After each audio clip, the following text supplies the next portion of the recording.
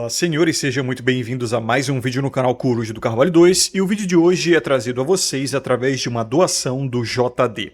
Antes de iniciar esse vídeo, deixa eu só dar um aviso. Como vocês viram aí no início, a Corte das Corujas vai ser fechada temporariamente para novos membros, tá? Os membros que já estão na corte continuarão lá. Agora, no dia 7 de maio, será a renovação dos primeiros assinantes da Corte das Corujas, porque foi no dia 7 de maio do ano passado que houve o lançamento, tá? Então vai haver uma promoção. E 3 dias depois, no dia 10 de maio, haverá o fechamento, tá? Temporário da Corte das Corujas por motivos de perseguição, etc, etc. Então não vou deixar novas pessoas entrarem. Então no dia 10 de maio será a última chance para quem quiser adentrar a Corte das Corujas. Eu estou dando esse aviso também porque eu já gravei esse vídeo aqui, pelo menos uma tentativa de fazer esse vídeo, só que eu não fiquei muito satisfeito com o resultado e deixei privado para a corte. Então essa é a minha segunda tentativa de fazer esse vídeo aqui. Eu acho que o primeiro não ficou... eu não fui direto ao ponto, sabe? Eu não falei exatamente sobre o que o JD queria que eu falasse. Então saibam, se vocês quiserem assistir a primeira versão desse vídeo aqui, assinem a Corte das Corujas e saibam, haverá uma promoção de relançamento, vamos botar assim, né, de renovação da Corte das Corujas, e será a sua última oportunidade durante um bom tempo, pelo menos até a poeira baixar aí, de entrar na Corte das Corujas no dia 10 de maio, tá? Grupo de WhatsApp para o relançamento na descrição e no comentário fixado. Agora vamos lá. A doação é do JD. É só uma doação porque o assunto que ele escolheu foi bem singular, né? Vocês sabem que eu só ponho mais de uma doação quando os assuntos fazem sentido. E eis o que ele tem a dizer. Olá, Coruja. Pode me chamar de JD. Provavelmente você ainda vai me ver bastante por aqui. Descobri seu canal há cerca de 6 meses e desde então maratonei praticamente todos os seus vídeos. Em muitos deles percebi algo curioso. Seu modo de pensar se aproxima bastante do meu. A diferença, ao meu ver, é que você possui uma habilidade muito maior para transformar pensamentos em palavras. Embora eu me considere razoavelmente bom com a escrita, minha capacidade de organizar ideias e expressá-las com precisão ainda deixa a desejar. Mesmo assim, achei que valeria a pena compartilhar uma reflexão e torná-la tema de vídeo. Algo que me intriga profundamente é o que eu chamaria de uma confusão moral entre bondade, omissão e covardia. Em muitos contextos, especialmente em certas interpretações populares do cristianismo, a passividade parece ter sido elevada ao status de virtude.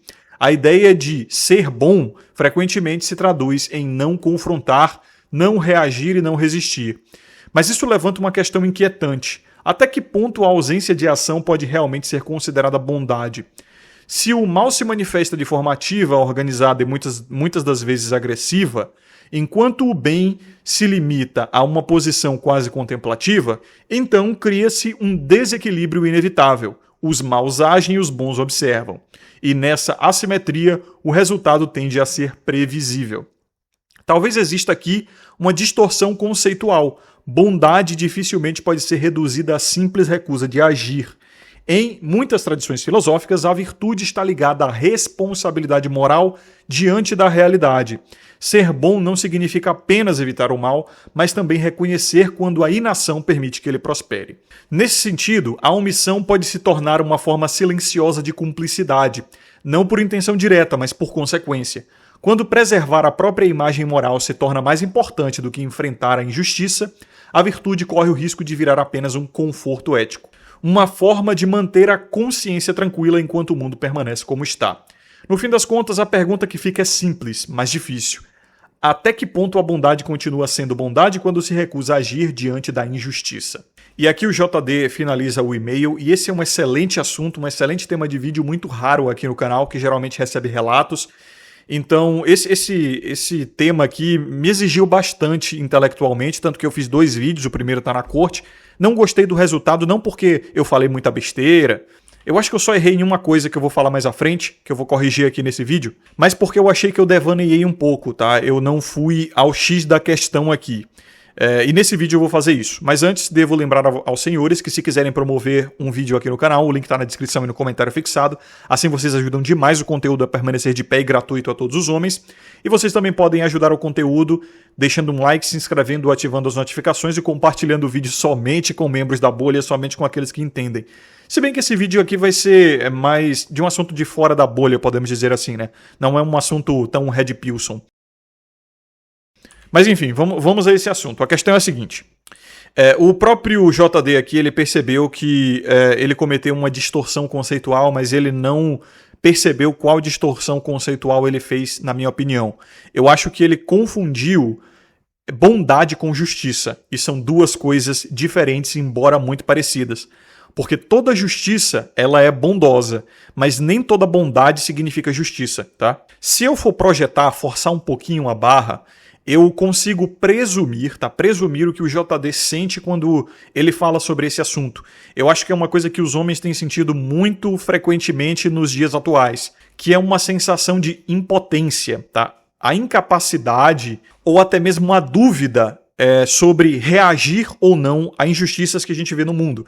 Porque o mundo de hoje, na verdade o mundo sempre foi cheio de injustiças, né? Mas parece que o mundo de hoje ele é mais pernicioso porque ele vangloria demais a injustiça, né? Ou parece que ela é muito inimputável, até de forma institucionalizada. As próprias instituições, como a polícia, o Estado, torna injustiças inimputáveis. Então essa é uma pergunta que paira pela cabeça de vários homens da comunidade. Poxa, a gente vê tanta merda nesse mundo e nós deveríamos agir, nós deveríamos reagir, nós deveríamos fazer alguma coisa. Até onde eu posso me considerar uma pessoa de boa índole, de virtude, de bom caráter, se eu não reajo às injustiças que eu vejo aqui e acolá? Bom, então deixa eu dar uma pequena aula a vocês a respeito de filosofia moral.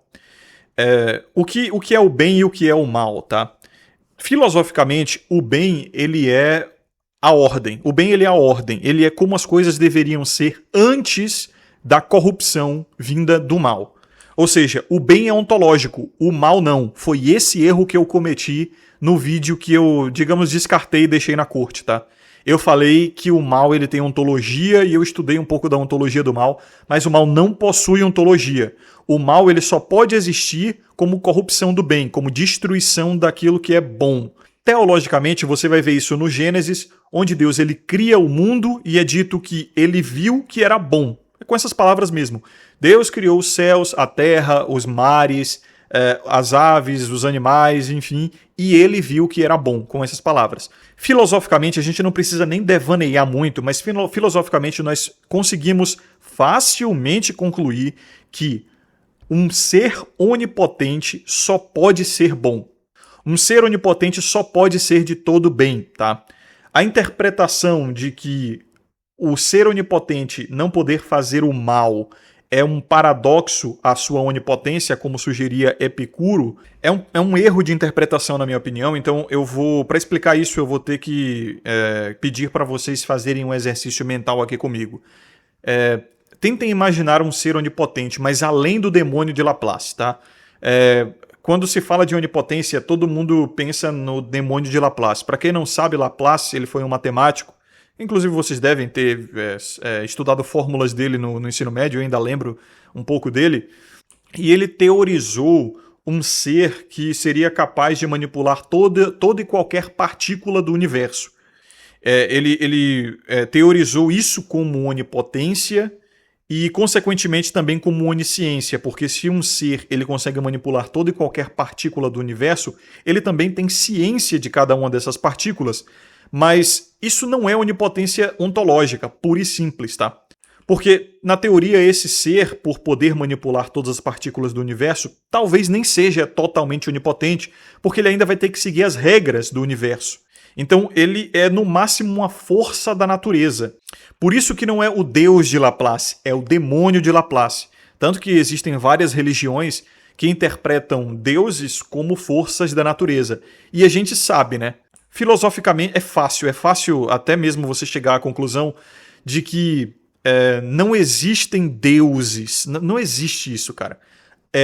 Ou o Deus ele é o todo, é o único, ou os outros deuses, eles são no máximo criaturas inferiores com poderes sobrenaturais, né? Ou poderes naturais, como esse de manipulação de forças da natureza. Isso eu não estou nem falando sobre cristianismo, nem nada do gênero. Eu só estou fazendo um exercício mental para compreendermos ou tentarmos compreender um ser realmente onipotente. O que isso tem a ver com o e-mail do JD e questão de bondade, a gente vai chegar lá. Então, a onipotência real, ela transcende a compreensão dos fenômenos naturais. Não é simplesmente a manipulação da matéria, não é simplesmente a onisciência, tipo saber onde cada átomo está e em que frequência ele está vibrando, ou o que está acontecendo, sei lá, em um planeta a bilhões e bilhões de anos-luz daqui. Não é simplesmente o Dr. Manhattan do Watchmen, né? O pior é que, para a mente humana, pelo menos para a mente humana geral, isso é o máximo que as pessoas conseguem concatenar a respeito de onipotência. É tipo, beleza, um ser que consegue fazer tudo, qualquer coisa. Mas assim como o conceito de infinito, esse ser que consegue fazer tudo, ele consegue fazer somente o que nós podemos compreender sobre o que ele consegue fazer, é somente aquilo que a gente consegue imaginar como possível. E as coisas que a gente nem consegue imaginar como possíveis. Então é muito comum que o ser humano ele tente entender a onipotência como capacidade, tá? E não é simplesmente assim. Mas para fins didáticos, vamos compreender a onipotência somente como a criação, não é? Tudo que existe, tudo que foi criado. Se esse ser onipotente, ele criou tudo que existe, até mesmo o tempo, até mesmo a eternidade, até mesmo a possibilidade das coisas acontecerem, por isso que eu digo que é complicado entender a onipotência, é só você parar para pensar, dá até um nó na cabeça você tentar compreender um ser que criou até mesmo a capacidade. Então não é que ele é só capaz de tudo, ele também criou a capacidade, a potência das coisas acontecerem, sabe? E aí quando se entra nesse ramo abstrato, aí fica difícil da mente humana compreender. Mas como eu falei, estamos usando fins didáticos aqui. E é também por isso que o ser onipotente ele só pode ser um só pode ser uno, tá? E todos os outros poderosos sobrenaturais, eles seriam criaturas inferiores, que só também operam por conta da vontade, da permissão desse ser uno, tá? Onipotente. Então, novamente, vamos olhar para a criação para entender a bondade ontológica. Se o ser ele criou tudo, ele é incapaz de praticar o mal. Quando eu digo incapaz de praticar o mal, parece que eu estou entrando no paradoxo de Epicuro, né? Ora, se um ser é capaz de tudo, ele também não deveria ser capaz de praticar o mal? Então, se Deus é onipotente, o Criador ele é onipotente, isso significa que ele não é de todo bom. E se ele é de todo bom, significa que ele não pode praticar o mal. Logo, ele não é onipotente. Isso é um erro de interpretação, porque nós estamos usando o nosso conceito de justiça para entender o bem e o mal de um ser que ele criou tudo, e se ele destrói o que ele criou, isso não é mal, tá? Ele pode fazer o que ele quiser com a criação, porque simplesmente foi ele que criou, foi ele que deu a vida, foi ele que criou a capacidade de sofrimento. Então, se alguém te dá alguma coisa e toma de volta, você não foi lesado por ter perdido aquilo que você ganhou, entendeu? Talvez você pense, no ponto de vista jurídico, poxa, mas uma pessoa passou, sei lá, o carro para o meu nome e agora ela está querendo de volta, isso não é justo. E juridicamente não é nem permitido, né? Depois que uma pessoa passa algo para o seu nome, ela não pode reaver legalmente. Só que aí que tá, quando você sai do campo da justiça, digamos assim, egoísta, você consegue compreender o fato de que, tipo, beleza, se uma pessoa me deu de bom grado, sem pedir nada de mim, um carro e me deixou rodando com ele durante, sei lá, um dia que seja, eu ainda assim fui favorecido antes dela pedir ele de volta e reaver o item, entendeu? Então ainda assim você foi beneficiado, mesmo que só por um dia. Porque se essa pessoa ela te deu algo, mesmo que tenha sido por uma hora que seja, você teve aquilo por uma hora. E reaver não é maldade. Ou seja, matar, fazer sofrer, destruir. Se esse ser criou e deu toda essa capacidade, ele não está sendo mal por fazer isso. Muito se usa o exemplo de Eliseu e a ursa, né? Que umas criancinhas foram lá zoar Eliseu, que era um profeta, estava ungido, inclusive. Deus estava com ele, é dito no Velho Testamento. E as criancinhas foram lá duvidar dele ser um profeta e zoaram ele por ser careca. Daí Deus mandou uma ursa para devorar as criancinhas. Veja só, e aí todo mundo... Os ateus geralmente usam esse argumento para dizer, olha só, Deus não é de todo bom. Também usam o argumento do dilúvio, onde é dito que o coração de Deus se encheu de arrependimento por ter criado a humanidade, porque de todas as nações, de todas as pessoas do mundo, somente a família de Noé mereceu ser salva e Deus afogou todo mundo, tá? Afogou todo bichinho, todo ser humano, só poupou os animais da arca, a família de Noé e os peixes, né? Daí as pessoas se perguntam, como é que um ser desse consegue ser de todo bem? É aí que tá. Se esse ser ele te deu, nem que fosse um segundo de existência, um segundo de vida, e ele cobrou isso de volta, ele retirou a sua vida, um segundo depois, isso já é bom, e reaver o que ele te deu de bom grado, sem você fazer nada para merecer, não é mal. Por quê? Porque o conceito de maldade é a destruição daquilo que é bom. E aí você pode perguntar, tá, coruja, mas se esse ser ele está tirando de mim aquilo que ele me deu, ele não estaria destruindo aquilo que ele construiu?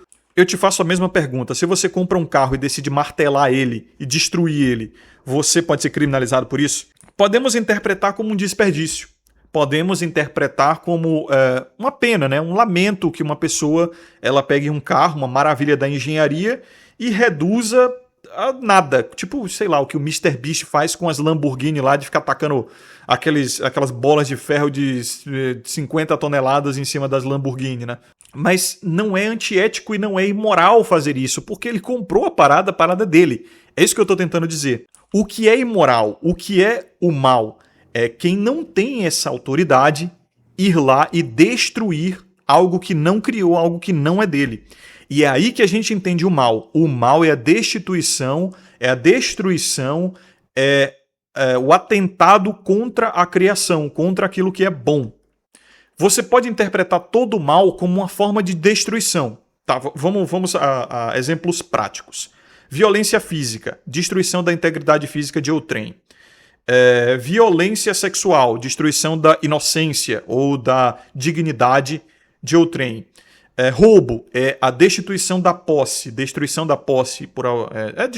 destituição, podemos dizer que é isso, né? Porque uma pessoa que perdeu uma posse, essa posse deixou de existir, né? Não é que o item deixou de existir, foi transferido para o ladrão, podemos dizer assim, materialmente, né? Mas o ato de possuir da pessoa que tinha a posse do objeto que foi roubado não existe mais. Então o mal não possui ontologia. Vocês conseguem compreender que o mal não possui ontologia? O mal ele é a destruição do bem.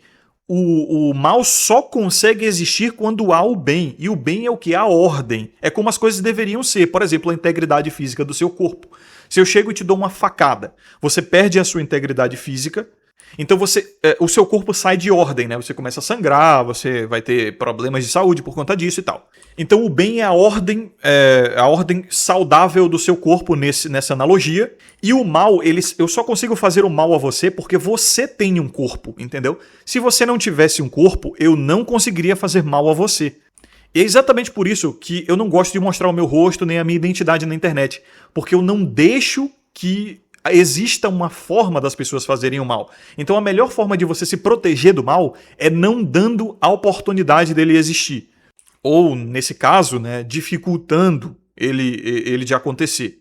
Então perceba, se não existe corpo, não tem como fazer mal. Se não existe... É por isso que não existe crime sem vítima, né?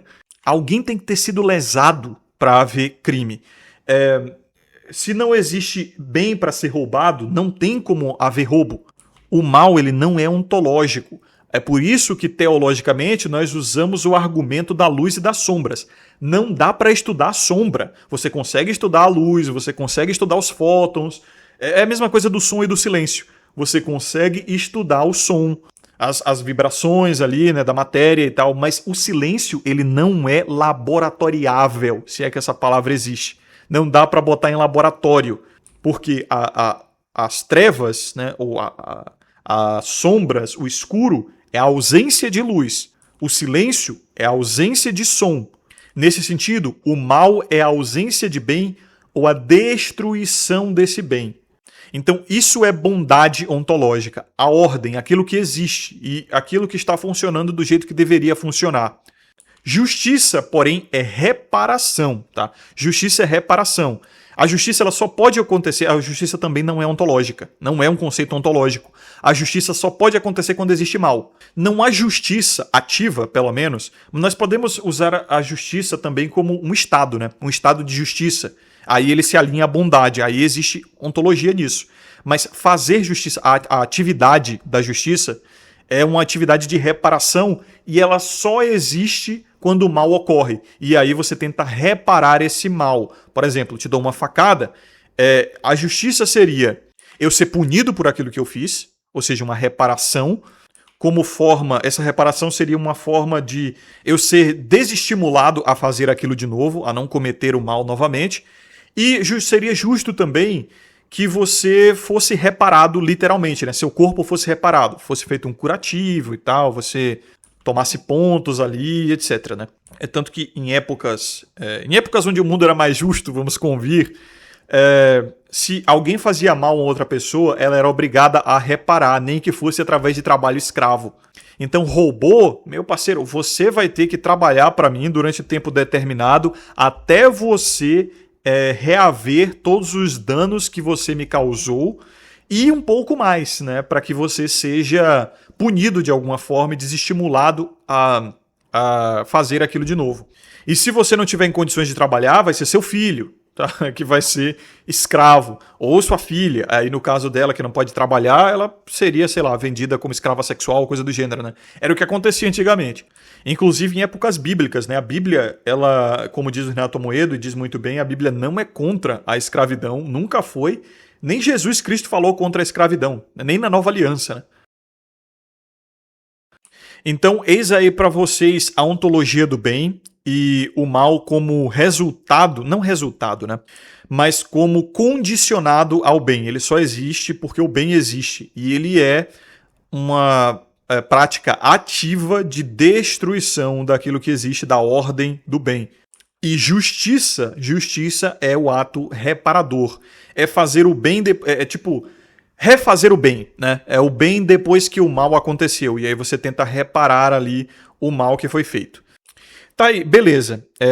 E a pergunta do JD aqui? Até que ponto a bondade continua sendo bondade quando se recusa a agir diante da injustiça? Ele pergunta. Veja só. Ser bom, repito, né? Ser bom não é necessariamente ser justo, porque justiça é um ato de reparação. Então, não precisa haver um mal para haver bondade, mas precisa haver um mal para haver justiça. Eu não sei se vocês estão me acompanhando.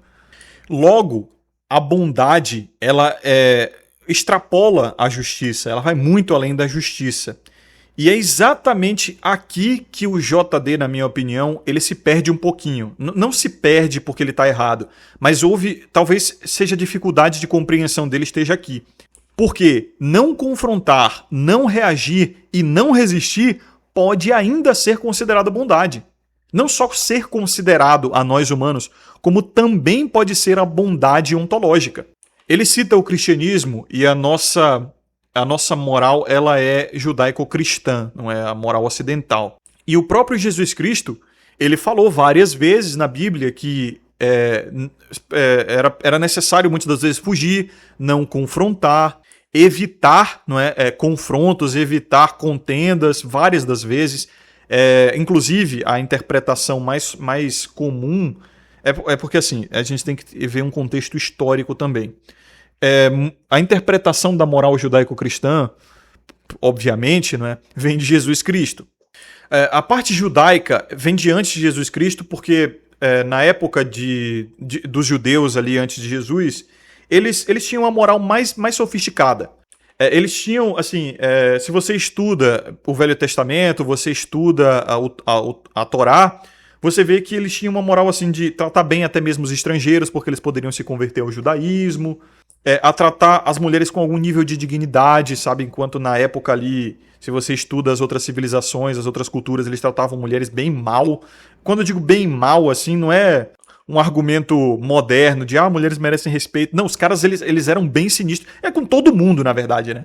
A moral da época era o mais forte leva tudo, o vencedor leva tudo e acabou. Quem criava o conceito de certo e errado era o mais forte. Foi o que Nietzsche observou muito bem, né? A respeito, no livro dele, A Genealogia da Moral, ele percebeu que a regra do mundo é o mais forte é bom e o mais fraco é mal. A moral natural, como ele mesmo falava, é essa, entendeu? Quem é mais forte domina e cria a moral. Por exemplo, eu tenho muitas armas e eu tenho um exército muito grande. Eu vou lá numa vilazinha onde o povo é desarmado, eu submeto todo mundo à minha vontade e eu crio uma nova moral ali. Eu me declaro rei, eu digo que agora é o certo que todo mundo mande as suas filhazinhas, jovenzinhas, virgenzinhas e bonitinhas para o meu harém. E digo que isso é bom porque eu sou um novo Deus e honrar a esse Deus com abundância sexual é a nova bondade. E quem não concordar vai tomar aço. Pior que essa foi a porra da regra do mundo, tá? Até os judeus eles tinham, pra época, eles tinham uma moral mais sofisticada, tá? Se você estuda. Então, o próprio Jesus Cristo, ele era judeu, então ele seguiu a mesma moralidade judaica. E grande parte dessa moralidade judaica permanece até hoje.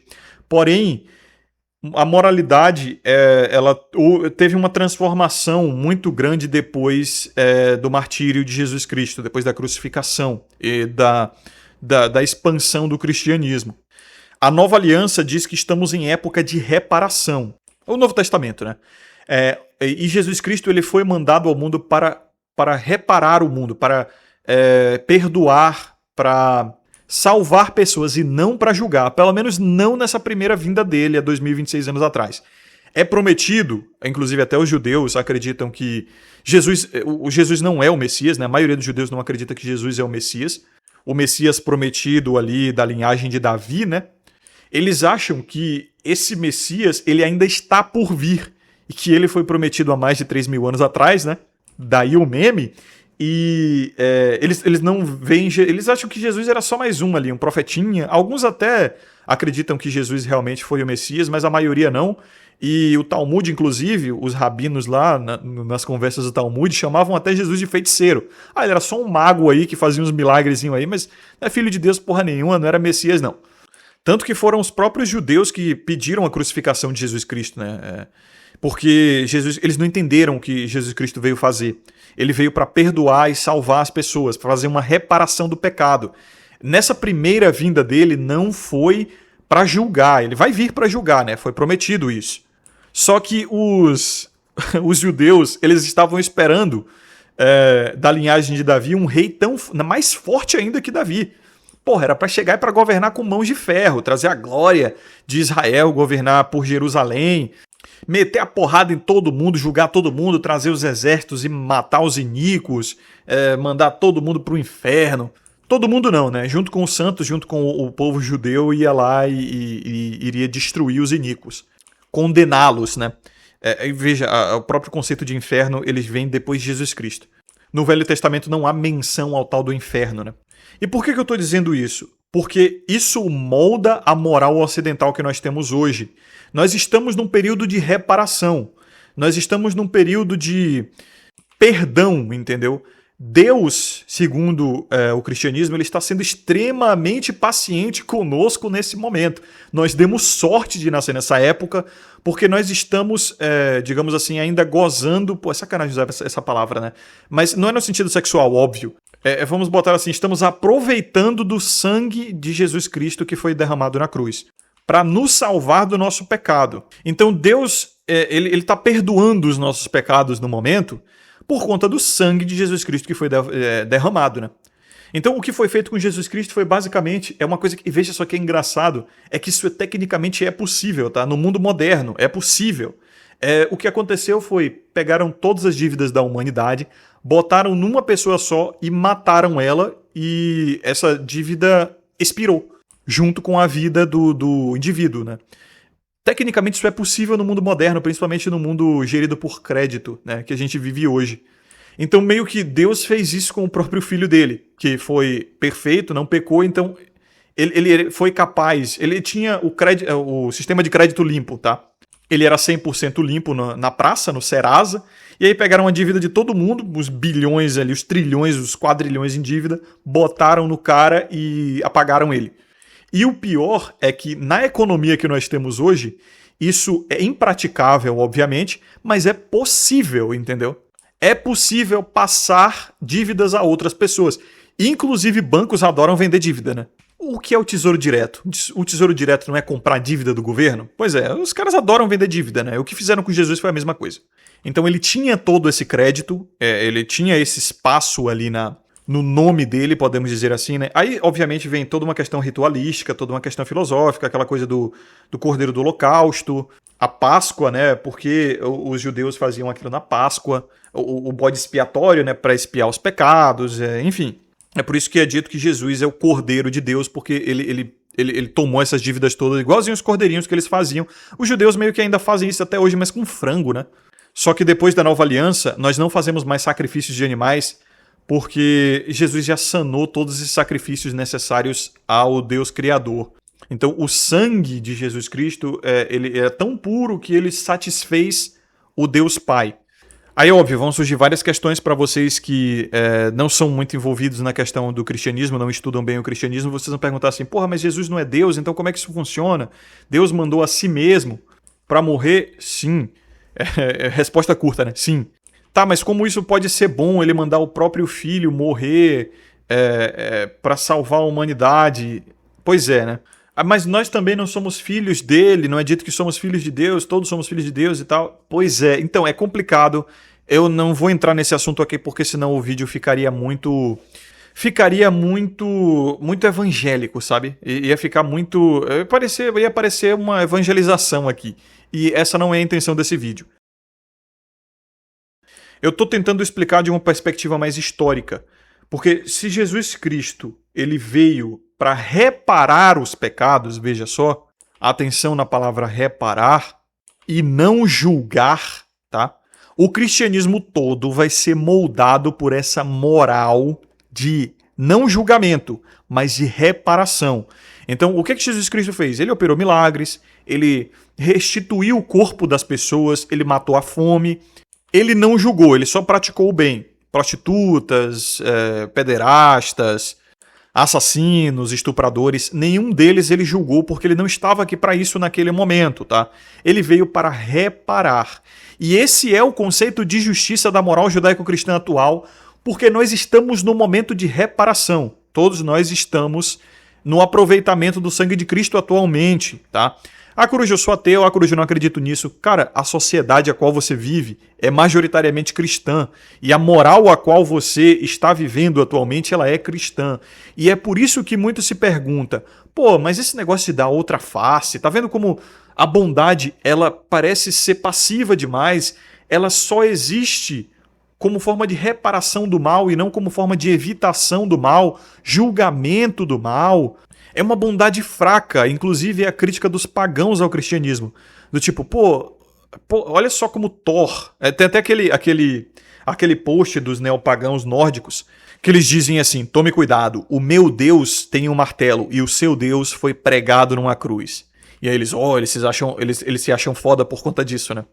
Mas o neopaganismo ele é basicamente uma busca por estética, né, que foi destruída no mundo moderno. Uma busca não só por estética material, mas por estética moral também. Sim, estética moral, né? O retorno à natureza, o retorno à conexão com os ancestrais, com expressões de poder, né, comuns do ser humano. O cristianismo, ele... É foda. O cristianismo, ele é muito mais do... Cara, esse mundo aqui que se dane esse mundo, entendeu? O meu reino não é desse mundo, como o próprio disse Jesus Cristo. Então, o cristão, ele muito, muito frequentemente, ele é aceleracionista, né? Obviamente, ele não é politicamente aceleracionista como eu, mas ele é do tipo, cara, que se dane esse mundo, entendeu? As pessoas se matando, estupro, roubo, assassinato, pedofilia aí pelo mundo... Cara, que se dane, eu não tô nem aí, entendeu? Esse mundo aqui, ele é cheio de iniquidade mesmo, ele jaz no maligno. O meu reino não é daqui. Daí você vai ver muito que a moral cristã, ela é de reparar o mal, mas não de evitar o mal. E quando eu digo não é de evitar o mal, não é... Veja, Jesus Cristo, Ele não era essa ovelha passiva que muito se diz por aí, né? Jesus Cristo já se irritou, já agiu de agressividade, já chicoteou gente, né? Lá no templo, no templo judeu, é dito que... que é engraçada essa passagem, porque os judeus, eles transformaram o templo do Deus de Israel, né? Em mercado, típico judaísmo, né? Os moedinhas começaram a vender vaca, vender galinha, vender itens ali dentro do templo, né? Daí o que é que Jesus Cristo fez? Ele teceu um chicote de quê mesmo? Acho que é de videiras, né? Ele mesmo fez um chicote de videiras e aí ele chegou lá e chicoteou os moedinhas tudo. Virou mesa, e aí caiu moeda no chão, e deu chicotada, e mandou todo mundo sair. E ele falou, pô, isso aqui é a casa do meu pai, pô, vocês estão de sacanagem, vai todo mundo embora. Então, frente à injustiça, Jesus Cristo ainda agiu, tá? Só que ele não estava ali para julgar. E o julgamento, ele vai além da justiça, né? Ele vai além do simples ato de reparação do mal. O julgamento é o que o JD também, eu acredito que ele não compreendeu muito bem aqui. Ele até percebeu que houve um equívoco conceitual, mas ele não nomeou esse equívoco. Tem definições diferentes, cada uma dessas palavras. Bondade, justiça e julgamento.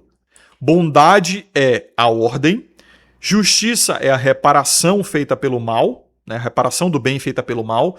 Julgamento já é princípio de condenação, entendeu? É o que a pessoa que praticou o mal ela vai receber como punição por aquilo que ela fez. Essa é a condenação, o julgamento é o processo que faz isso. É o processo que decide essa punição. Então Jesus não estava aqui para praticar isso ainda. É dito que ele virá para fazer isso, tá? No governo de 1000 anos, ali depois do governo do anticristo e tal.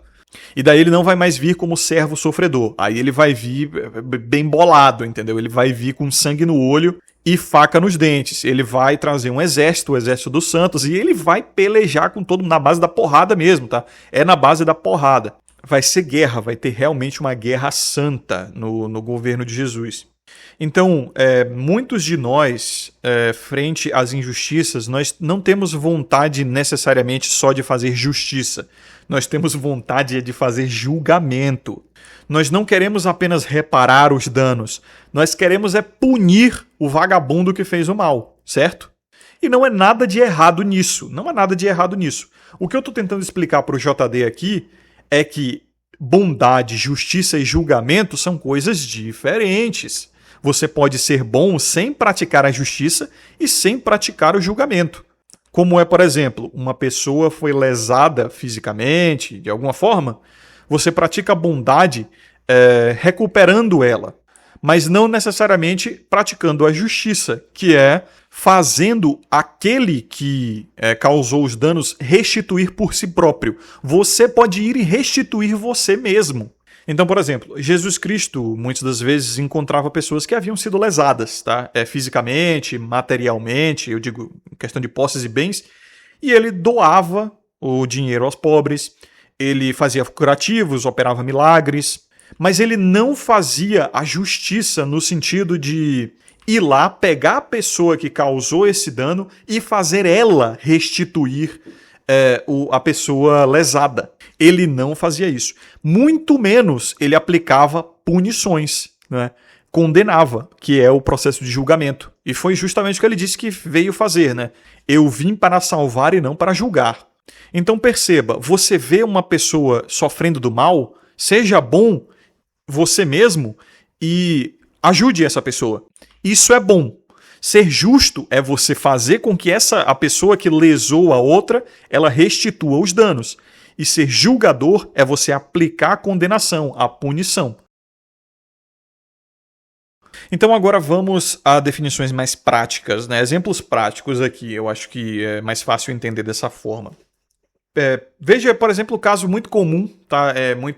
E tem a ver com o assunto também da comunidade, que é que você vê uma mulher que ela tá tomando porrada do namorado que ela escolheu e você sabe que aquela não é a primeira vez e provavelmente não vai ser a última, mesmo que você intervenha. Você sabe que nenhum homem é violento do nada, a menos que ele seja um doente mental muito claro e ele já teria dado sinais se esse fosse o caso. Então aquela não é a primeira vez que ela tá tomando porrada, porque a violência masculina é uma parada que escala. A gente sabe muito bem que é uma parada que escala, sempre foi e sempre será. Nunca é do nada. Existem sempre avisos e existem sempre sinais. A gente é homem e a gente sabe. Pode pegar qualquer vídeo de briga, sabe? Esses sites de gore aí, dos caras que brigam e aí o maluco puxa uma arma e tal. Sempre começa com trocas de ofensas e aí depois vem o embate físico, o empurrão. Depois é que o cara puxa a arma. Nunca é de graça, nunca é do nada, tá? A gente pode dizer assim, nada justifica isso, foi uma atitude desmedida, mas do nada nunca é. Então, você é bom se você não ajuda aquela mulher que está tomando porrada. Você pode se dizer bom. Veja, a bondade, ela não é tão simples, tá? A bondade, ela não é tão simples. Porque assim, Jesus foi bom. E o que Jesus faria? Ele provavelmente intercederia. Mas o papel que Jesus veio fazer foi muito diferente do que nós somos capazes de fazer e o que nós devemos fazer. Pense, por exemplo, se o Filho de Deus, que veio para ser crucificado e cumprir o plano, se ele morresse, porque uma mulher de malandro estava tomando porrada, ele foi interceder e o malandro deu uma cutilada nele. Pô, que morte merda, né? Então, para todos os efeitos, é um anacronismo do caralho a gente pensar até o que Jesus faria nessa situação, porque o papel do cristão é justamente imitar a Cristo em todas as coisas. Então, é um anacronismo até mesmo você tentar fazer esse exercício e botar Jesus nessa situação hipotética. Porque, cara, na época de Jesus, mulher era propriedade, entendeu? A esposa era propriedade do homem para ele fazer o que quiser. Então, se ele estava enfiando a porrada na esposa no meio da rua, aquilo poderia ser considerado justo para a época. Eis a questão. Então, esse exercício de cristianismo é uma coisa muito complicada de se fazer, sabe? Então tem muita questão que tem que ser levada em consideração. E a bondade, como eu falei, não é tão simples quanto você agir por instinto e sem olhar a quem. Porque suponha que você morra nesse caso. É bom para sua família que você morra? A quem você está praticando a bondade? Beleza, você salva uma mulher de malandro, mas e aí você faz tua mãe chorar? Se você tem mulher e filhos, você deixa eles à míngua. A galera da tua família sofre para que a mulher de malandro ela possa sorrir. Quiçá, né? Talvez ela nem ria. Talvez ela fique puta e te denuncie por ter agredido o marido dela, o namorado dela, sei lá. Então veja que não é tão simples, né? É preciso de muita reflexão para você saber se aquilo que você está fazendo é realmente bom ou não é. Vamos pegar, por exemplo, que foi um exemplo que eu usei no vídeo descartado, podemos assim dizer, que está lá na Corte das Corujas, que é o exemplo de Maquiavel. Maquiavel falava em O Príncipe, que ele usava exemplos, não exatamente esse exemplo, mas o exemplo do seguinte: o que é melhor? É deixar que todo o seu povo morra sem que você intervenha ou sacrificar 40% do seu povo para salvar 60%? É aquele dilema moral lá das pessoas amarradas no trilho de trem, né? Se você não fizer nada, se você não puxar a alavanca, 5 pessoas morrem. Se você puxar a alavanca, você salva 5, mas uma pessoa morre no outro trilho de trem, né? Puxando a alavanca, o trem é desviado para um trilho onde tem uma pessoa. Então, se você não intervém, será que você não tem culpa? Mas 5 pessoas morrem. E se você intervém, você acaba se tornando um agente ativo da parada. E você acaba matando uma pessoa. Então, o que é justo, o que é bom de se fazer? Deixar 5 morrerem você sabendo o que vai acontecer ou matando uma com você ativamente interferindo no evento? Maquiavel é muito claro. É melhor matar 1 e salvar 5. Principalmente para um líder de Estado, né?